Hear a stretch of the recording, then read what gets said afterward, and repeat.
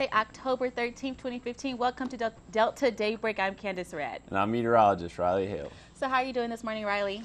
I'm doing well. How are you doing, Kandace? I'm doing quite well, thank you. I want to go ahead and talk about this morning's Delta Chat question because Riley, our very own meteorologist here, definitely went ahead and researched and decided to have his own little Delta Chat for this morning. So what is the Delta Chat question? So for today's Delta Chat, the first Democratic presidential debate will air tonight, and the presidential candidates will be hammered with tons of questions. With that being said, what question would you ask the Democratic presidential candidates, and why would you ask them that question? So leave a message on our Facebook page at facebook.com/WXVT Delta Daybreak. Your comment will be read live on air, so make sure you watch what you say, and thank you everyone for participating. So Riley, of course, I'm going to have to ask you, since you decided to ask this question this morning, what would you ask, let's say, Hillary Clinton? What would I ask Hillary Clinton? Uh-oh. I have a feeling it's going to deal a lot with the emails, right? No? Maybe so? I mean, I doubt she could really say a lot of it since it's still under investigation. Very I would think, true. But I don't know. It's a good question, but what would you ask him? I have no clue. I think I would like to ask Bernie Sanders, what was he thinking when the protesters approached him that day with the Black Lives Matter protesters? Remember when that happened? Mm-hmm. I really wanted to know what was going on in his head. Yeah, because you didn't like that, did you? No, I didn't. Honestly, I did not. Yeah. I don't know. I mean, he's always been a civil rights activist, so I don't know why they interrupted his speech, because he's fighting for him, so I don't know. Well, like, of course, Donald Trump, he made a comment on it saying that he thought that it showed weakness within Bernie. I mean, who knows at this point? I'm sure that the debate will be something worth watching. Let's go ahead and talk about this morning's weather. Let's take a look at our temperatures right now. So slightly on the warm side thanks to a lot of cloud cover. That front is finally... A liquor store in D'Iberville, Mississippi needs your help in identifying a woman who allegedly stole items from the store and then apparently hit the Quan. This is actually no joke at all. Take a look. Surveillance video shows a woman stealing a bottle and a man shoving a bottle or two down his pants. The video was taken on Thursday at Dang's Liquor and Wine. Well, it shows the woman apparently shoving a bottle in her purse and then doing a popular dance called Hit the Quan. The man then enters the man then enters the store and is shown putting two white bottles down the front and back of his pants. Riley, is this what it's come to? People stealing alcohol I want to see him hit the Quan. and hitting the Quan?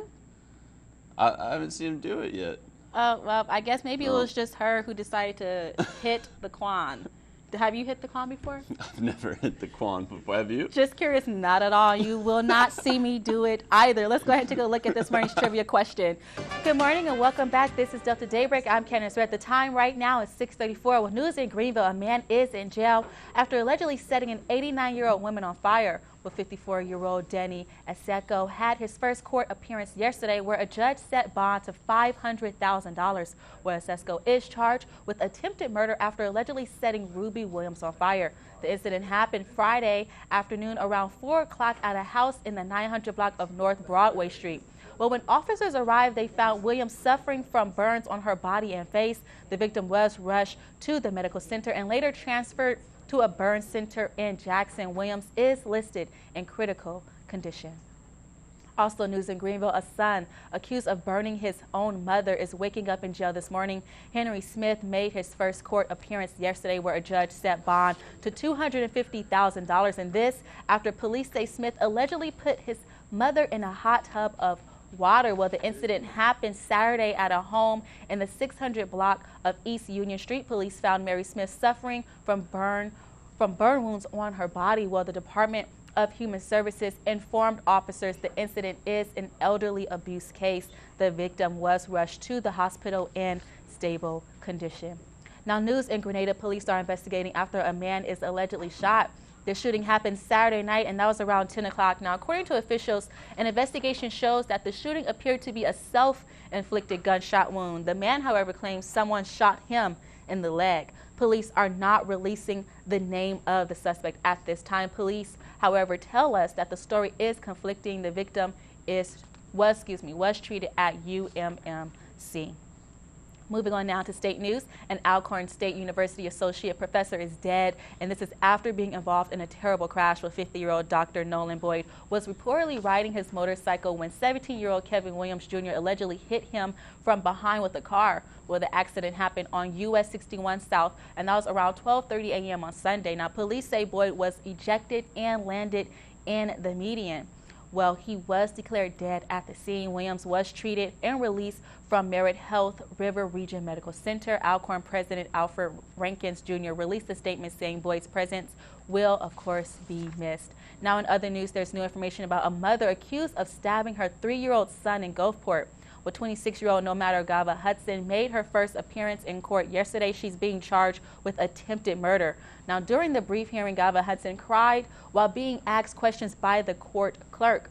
She cried the loudest when the clerk asked if she had any children, saying she has a 3-year-old son. Well, that's the child she's accused of stabbing last week while arguing with her husband. And Gava Hudson is being held on a $1 million bond. And the Mississippi Bureau of Investigation is looking into the death of a Jackson City jail inmate. Well, Police Chief Lee Van says 29-year-old Jamal Mollard was found dead on the floor of a holding cell, and that was around 6 o'clock Sunday morning. Well, Mollard was arrested earlier that same day for allegedly stealing a lawnmower. An autopsy has been ordered to determine the cause of death. Now, news hitting the South, a convicted felon will face a judge today after allegedly shooting and killing an off-duty Memphis police officer. Well, 36-year-old Lorenzo Clark will appear before a judge by video arraignment in Tennessee's Shelby County. And Clark is charged with being a felon in possession of a firearm in the death of 31-year-old officer Terrence Aldridge. Well, the deadly shooting happened Sunday in the Memphis suburb of Cordova, and police say Aldridge was heading to work when he got into an argument with a neighbor. Well, the altercation apparently escalated into a shootout, and Aldridge was shot multiple times. He died at a hospital. Please continue to pray for this police department. Wasn't very long that I stood probably in a very close proximity to where I'm standing now, and said something very, very similar to what I'm saying here. And it just doesn't get any easier. I didn't think that we'd be here again so soon. Aldridge is one of 4 Memphis officers fatally shot in just over 4 years, and the second shot to death in months. Well, in health news, 2 new cases of West Nile virus have been confirmed in Mississippi, and that brings the state's total to 37 so far this year. The Mississippi State Department of Health says Hinds and Rankin counties each have a new case of the West Nile virus, and 1 death was previously reported, and that was in Attala County. Well, last year, Mississippi had 43 cases of West Nile virus with 7 deaths. And in news closer to town, the Greenville Mid-Delta Regional Airport is still in search for an airport director. Well, the Greenville City Council held a special meeting yesterday morning to conduct interviews for the airport director position. Greenville Mayor John Cox says the council is trying to quickly find an airport director before Boutique Airlines starts providing service to the Delta Airport. Previous interviews, but we decided that we wanted to reach out again to enlarge the pool. We did that, and we ended up with about 23 applications, and so we narrowed it down to 4, and we are interviewing those 4 today, and we will conclude with another telephone interview after we get started here in a minute. Cox says the council hopes to fill the position by next Tuesday, and that, of course, will be during the city council meeting. And coming up on Delta Daybreak, I'll have a live performance. Plus, Riley and I will try our first hot tamale on live TV. You do not want to miss it. We'll be right back. Welcome back to Delta Daybreak. I'm Kandace. We have meteorologist Riley all the way over here. But it is perfectly okay. And as you can see, we have these great hot tamales right here in front of me. I must be honest to say I've never tried a hot tamale before, and to my understanding, neither has Riley. And I'm going to admit, I'm a little nervous right now. I'm not sure if it's going to be hot. I don't know what to expect. Kandace, these are the most famous hot tamales in the world almost. These come from Doe's Eat Place, 502 Nelson Street, Greenville, Mississippi. And they're the best hot tamales I ever put in my mouth. Now, they're not in the judging competition because we all know from around here, doughs is dough. You can't beat a dough hot tamale. But there's several ways to eat a hot tamale. Okay. You can unshuck it like we did right here. Eat it with a fork. Which is what I will be doing because I don't That's want to correct. get too Or messy. you can eat them like a push-up. I'm going to try the Get on push-up. it. Come on. All right. That way you get all the Come on, Candace. All right, thank you for that report. And today in history on October 12th, back in 1972, racial violence breaks out aboard U.S. Navy ships. So 46 sailors are hurt in a race riot, and that was involving more than 100 sailors on the aircraft carrier USS Kitty Hawk headed to her station. And it all apparently started when a black sailor was questioned about an earlier altercation.